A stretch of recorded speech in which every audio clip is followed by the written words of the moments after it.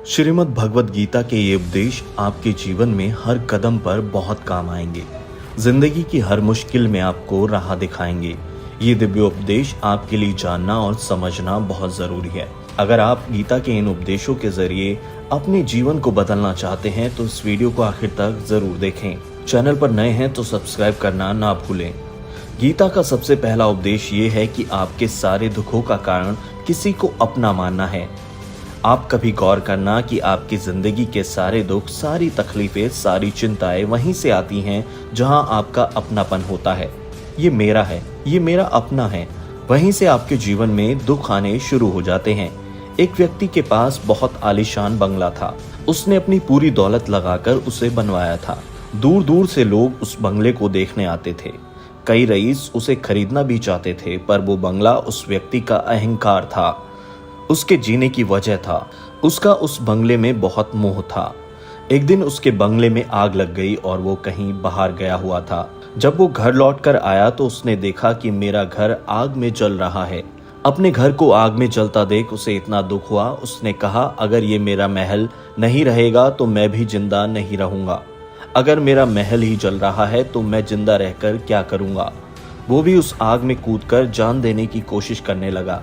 तभी किसी ने उसे रोक लिया और कहा कि भाई, तुम्हारे बेटे ने कल ही इस बंगले का सौदा कर लिया था। जब उसे पता चला कि ये महल अब मेरा नहीं रहा तो उसकी सारी चिंताएं खत्म हो गईं। जैसे दूसरे लोग उस जलते महल को देखकर तमाशा देख रहे थे, वैसे ही वो खुद भी देखने लगा।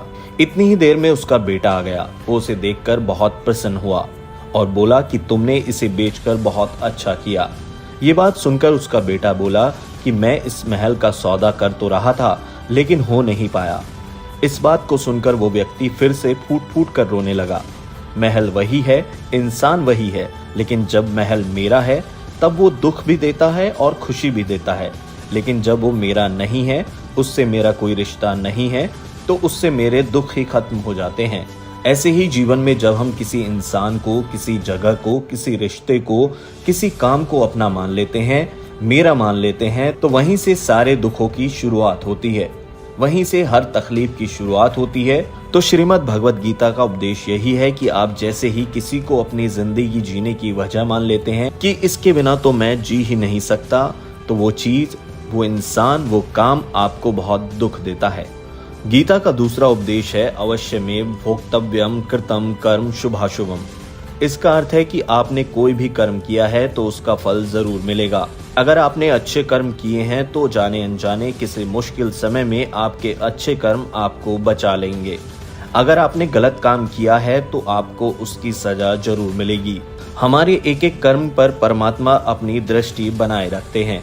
हमारे एक एक कर्म का हिसाब होता है। एक गांव में दो मित्र रहते थे। उन दोनों ने विचार किया कि शहर में जाकर धन कमाया जाए। वो शहर चले गए और वहां जाकर उन्होंने खूब धन कमाया। फिर सोचा कि अब गांव वापस चलते हैं, हमने खूब सारा धन कमा लिया है। वो दोनों गांव वापस जाने लगे। चलते चलते उन्हें रास्ते में रात हो गई, तो उन्होंने विचार किया कि वहीं रुककर रात्रि विश्राम कर लेते हैं।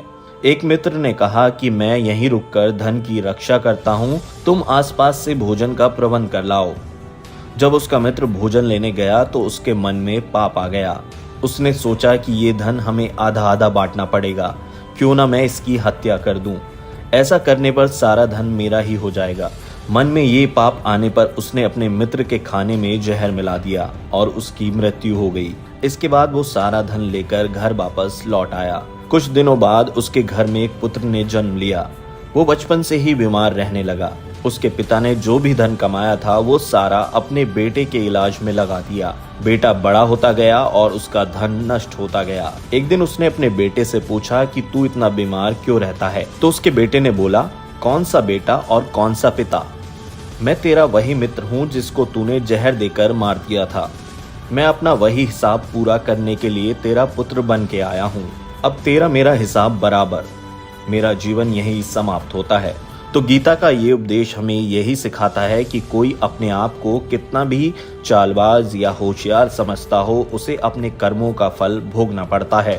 फिलहाल इस वीडियो को यहीं समाप्त करते हैं। गीता के अगले उपदेश अगले एपिसोड में देखें। चैनल पर नए हैं तो सब्सक्राइब जरूर कर लें ताकि ऐसी जानकारियां आपको लगातार मिलती रहें।